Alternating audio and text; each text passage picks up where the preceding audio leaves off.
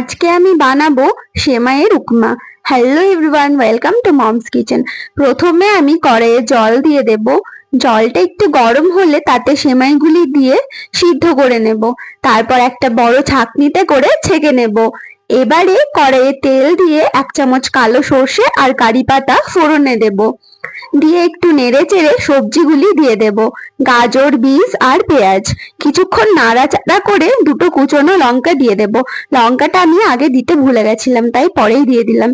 তারপর 1 চামচ লবণ দিয়ে লো ফ্লেমে বেশ খানিকক্ষণ সবজিগুলিকে ভেজে তাতে একটা কুচনো টমেটো দিয়ে দেব।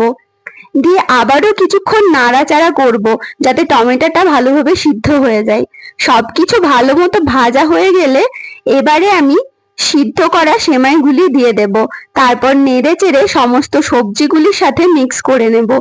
এইভাবেই খুন্তি দিয়ে নাড়াচাড়া করে বেশ অনেকটা সময় ধরে সেমাইটা ভাজতে হবে। আর হ্যাঁ, মনে রাখবেন গ্যাসটা লো ফ্লেমে রাখবেন। দেখুন আমার ভাজা প্রায় হয়ে এসেছে। কতটা সুন্দর লাগছে কালারটা। শুধু কালারটা নয়, খেতেও কিন্তু ভীষণ ভালো হয়েছিল।